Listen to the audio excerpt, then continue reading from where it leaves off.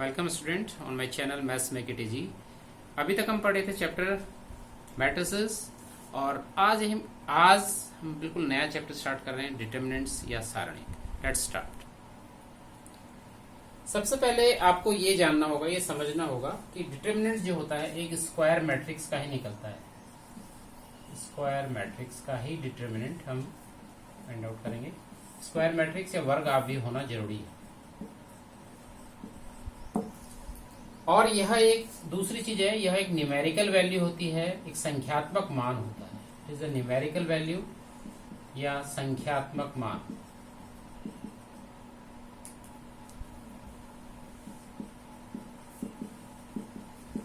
कैसे इसको लिखते हैं जरा देखिएगा। मान के चलते हैं ये एक आव्यूह मैंने लिया है, ए बी सी डी एक आव्यूह है और ये 2 ऑर्डर का आव्यूह है, 2x2 2 ऑर्डर का इसको आव्यूह बोला जाता है। जब हम इसका डिटरमिनेंट को हम DET करके डिटरमिनेंट ए की बात करेंगे तो इसको हम इस ढंग से रिप्रेजेंट करते हैं। अब देख रहे हैं यहाँ पर एक स्क्वायर आपने एक ब्रैकेट के अंदर लिखा था, यहाँ पर 2 जो लाइन है उसके बीच में इसको लिखा जाता है ABCD। और मैंने ये भी बताया था ये एक न्यूमेरिकल वैल्यू होती है और इसकी जो वैल्यू होती है वो आप कैसे निकालते हैं मैं आपको बता देता हूँ। इससे आप इसको मल्टीप्लाई करते हैं, दैट इज AD, बीच में माइनस साइन आता है और ये आपस में मल्टीप्लाई होते हैं BC। तो अगर ये एक न्यूमेरिकल वैल्यू, ये डिटरमिनेंट A या इसको डिटरमिनेंट A इस ढंग से भी लिखा जाता है। इसको रिप्रेजेंट करने का तरीका ये है या इस ढंग से इसको रिप्रेजेंट करते हैं। अब जो हमारा मैट्रिक्स हो सकता है वो ऑर्डर 1 का, ऑर्डर 2 का, ऑर्डर 3 का, किसी भी ऑर्डर का हो सकता है। मान के चलते हैं 1 ऑर्डर का होगा तो उसकी क्या वैल्यू होगी। मान के चलते हैं एक मैट्रिक्स है इस ढंग से, तो जब इसका डिटरमिनेंट लिखेंगे तो डिटरमिनेंट ए की वैल्यू ये हो जाएगी और ये जस्ट ए ही रहेगा। अगर ये 1 ऑर्डर की बात हो रही है, अगर 2 ऑर्डर का ले लेते हैं, 2 ऑर्डर का एक मैट्रिक्स मैंने ले लिया अभी जैसे मैंने आपको बताया था ABCD, तो जब इसका डिटरमिनेंट देखा जाएगा या डिटरमिनेंट ए ऐसे करके भी इसको लिख सकते हैं, तो ये ABCD ये दोनों क्रॉस में मल्टीप्लाई हो जाते हैं, AD बीच में माइनस का साइन और ये आपस में मल्टीप्लाई हो जाते हैं BC।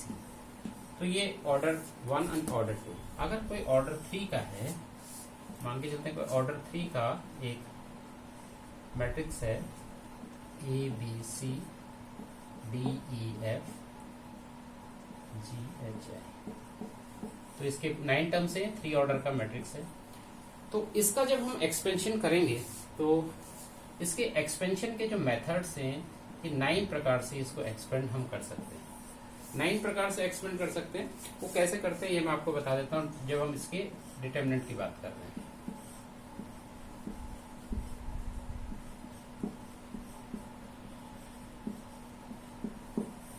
एक प्रकार से इसको फर्स्ट रो के रेस्पेक्ट में इसको हम एक्सपेंड कर सकते हैं। जब फर्स्ट रो के रेस्पेक्ट में इसको एक्सपेंड करेंगे तो कैसे इसको लिखेंगे मैं इसको क्लियर करता हूं। तो इसका पहला एलिमेंट A आपको लिखना है और एक 2x2 ऑर्डर की यहां पर हमें मैट्रिक्स लिखनी है, मतलब डिटरमिनेंट लिखना है। वो क्या होगा उसको समझने के लिए आपको इस रो को छोड़ना है और इस कॉलम को छोड़ना है। जिसमें ये A है वो A वाली रो को छोड़ना है और A वाले कॉलम को छोड़ना है। तो ये जो पार्ट बच रहा है ये डिटरमिनेंट यहां लिखा जाएगा। नेक्स्ट जो आएगा वो इसका, तो ये माइनस करके आता है, प्लस माइनस, ये भी क्लियर हो जाएगा। और भी तो जब हम B के रेस्पेक्ट में एक मैट्रिक्स 2x2 लिख रहे होंगे, एक डिटरमिनेंट लिख रहे होंगे, तो B वाली ये रो और ये वाला कॉलम छोड़ना है, तो DFGI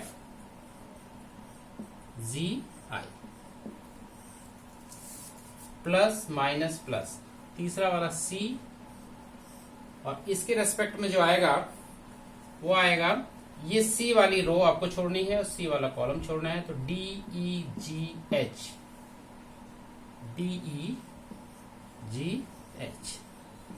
इस ढंग से इसको एक्सपेंड करते हैं। तो ये आगे इसको सॉल्व कर सकते हैं।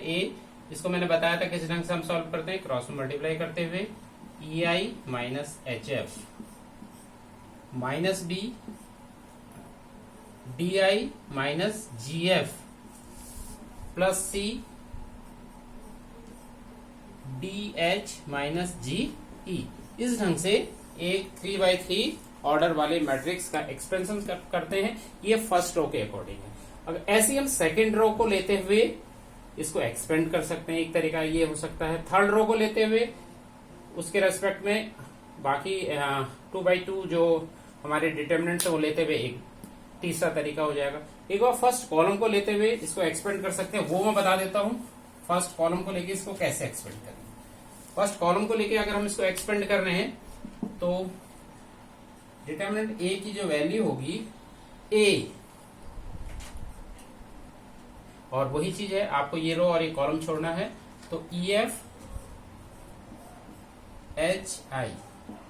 अब हम नीचे को आ रहे हैं, मतलब कॉलम वाइज आ रहे हैं, तो प्लस फिर यहां पे माइनस D, और D वाले में जब हम आपको ये रो और ये कॉलम छोड़ना है तो BCHI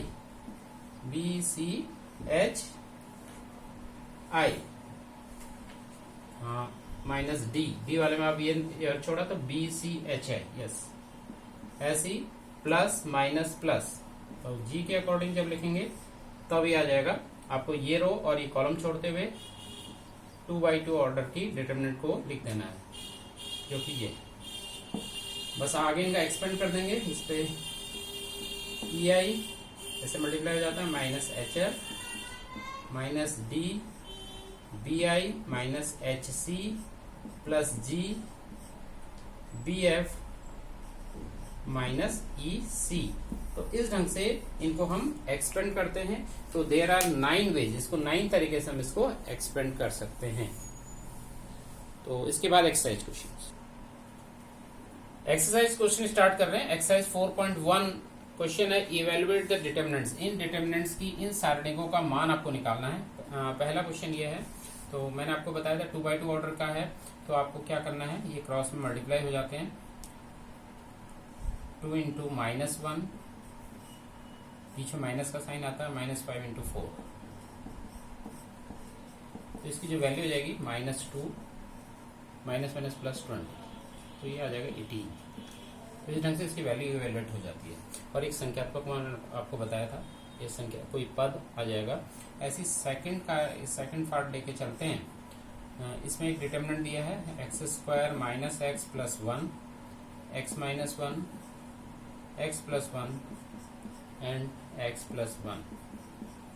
मेथड इज सेम, आप इसको मल्टीप्लाई करेंगे क्रॉस में, तो x² minus x plus 1 multiply by x plus 1, बीच में sign minus, x plus 1 into x minus 1।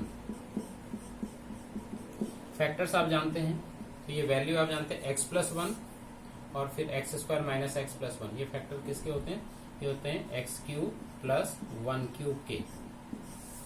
और ये जो वैल्यू है दिस वन, ये है x² minus 1², difference of 2² x plus 1 x minus 1। तो ये आ गया x³ plus 1 minus x² minus 1, bracket खोल लेते हैं, x³ plus 1 minus x² minus minus plus 1। तो वैल्यू आ गई x³ माइनस x² प्लस 2। तो ये इसका एक्सपेंशन से वैल्यू हमें मिल गई। ऐसी एक क्वेश्चन है, 4th क्वेश्चन एक्सरसाइज का, इसको लेके चलते हैं। डिटरमिनेंट ए आपको दिया है, मैट्रिक्स दिया है 1 0 1 1 0 1 0 1 2 एंड 0 0 4। देखिए मैट्रिक्स आपको दिया है।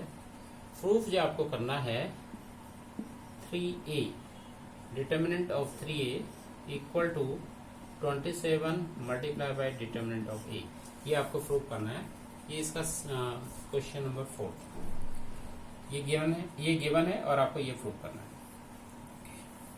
तो इसको देख लीजिए। तो लेफ्ट हैंड साइड जो है वो 3a का डिटर्मिनेंट हमको लेना है। आपको दिया है मैट्रिक्स A, तो मैट्रिक्स A दिया है तो 3a मैट्रिक्स हम निकाल लेंगे।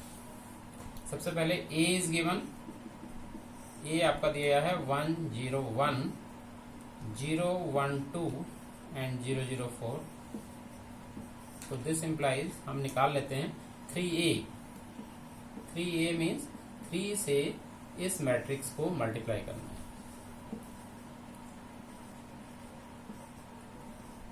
तो आपने अगर मैट्रिक्स सीखा होगा तो आपको मैंने बताया था कि अगर बाहर से कोई नंबर से किसी मैट्रिक्स को मल्टीप्लाई करते हैं तो उसका जो सारे एलिमेंट्स के साथ इस नंबर से मल्टीप्लाई होता है। तो 3 से सारे नंबर के साथ मल्टीप्लाई हो जाएगा। 3 0 3 0 3 6 0 0 12। ये हमें एक मैट्रिक्स मिल गया 3a मैट्रिक्स।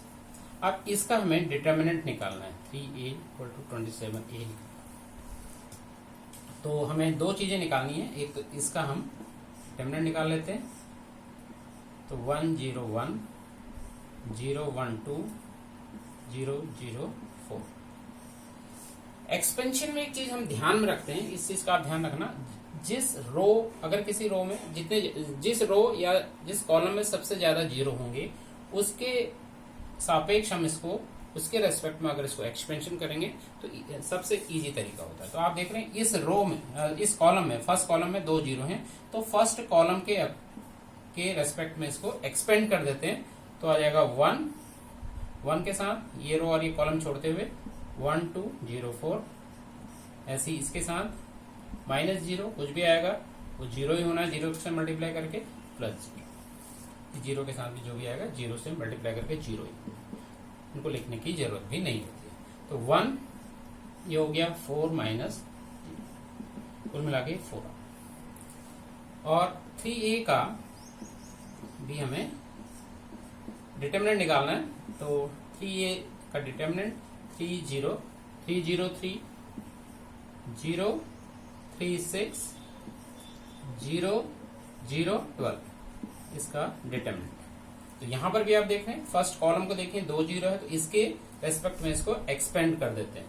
तो 3 ये रो और ये कॉलम छोटा 3 6 0 12 -0 के साथ जो भी आएगा जीरो ही रहना है, +0 के साथ जो आएगा जीरो ही रहना। There is no need to write these things. तो 3 के साथ आएगा 3 × 12 36 -0। तो 36 - 0 36 × 3 108। अब हमें जो प्रूफ करना था वो हमें देखना था 27 डिटर्मिनेंट a की वैल्यू में निकालनी। Therefore 27 multiply by determinant a equal to 27 determinant a को हमने निकाला है 4। 27 को 4 से मल्टीप्लाई करेंगे, ये भी 108। तो दिस इंप्लाइज आपने प्रूफ कर दिया determinant of 3a equal to 27 multiply by determinant of a। तो इस ढंग से इसको हम प्रूफ करते हैं। क्वेश्चन 5 का सेकंड पार्ट है, आपको एक डिटर्मिनेंट की वैल्यू निकालनी है। Evaluate the value of this determinant, ये क्वेश्चन है। इस सारणी का मान ज्ञात करो। तो आपने सारणी लिखा, इसको a मान लेते हैं। तो यहां पर आप देख रहे हैं कोई भी जीरो नहीं है, तो आपको किसी भी रो या किसी भी कॉलम के रेस्पेक्ट में इसको एक्सपेंड करना है। तो हम फर्स्ट कॉलम के रेस्पेक्ट में, फर्स्ट रो के रेस्पेक्ट में इसको एक्सपेंड कर देते हैं। तो 3 मल्टीप्लाई बाई आपका ये रो और कॉलम छोड़ते हुए 1 -2 3 1 माइनस, फिर बीच में आपको माइनस साइन, इसके लिए प्लस, इसके लिए आप माइनस साइन से स्टार्ट करते हैं, फिर इसकी वैल्यू लिखते हैं -4। और ये इसमें -4 जिस रो में है और -4 जिस कॉलम में है, दोनों आपको छोड़ना है। तो बाकी आपको 1 -2 2 1 लिखना है। 1 -2 2 1 प्लस ये 5 और 5 वाली रो और 5 वाले कॉलम को छोड़ते हुए 1 1 2 3 1 1 2 3 ये एक डिटर्मिनेंट बचता है। बस इसको फाइनली एक्सपेंड कर देते हैं। 1 × 1 1 माइनस 3 × 2 -2 -6, ये माइनस के साथ मिलके +6 हो जाएगा। माइनस इंटू माइनस +4 लिख दिया मैंने इसको। 1 माइनस फिर -4 तो +4 हो जाएगा। +5 3, 1 3 जा 3 -2। सिंप्लीफाई कर लेते हैं तो 3 multiply 7, 4 multiply by 5 plus 5 multiply by 1, 21 plus 20 plus 5, ये वैल्यू निकल जाती है 5 and 1 6, 2 to 46। तो इस ढंग से इवेल्युएट वाले क्वेश्चन, ये क्वेश्चन नंबर 5 में और 6 में ये इसी टाइप के क्वेश्चन है, आप इनको कर सकते हैं। 7th क्वेश्चन हम देखते हैं, इसमें हमें find x values of x। x आपको x की वैल्यू निकालनी है, x आपको फाइंड आउट करना है, आपको कुछ चीज गिवन है। इसका फर्स्ट पार्ट ले लेते हैं 2 4 5 1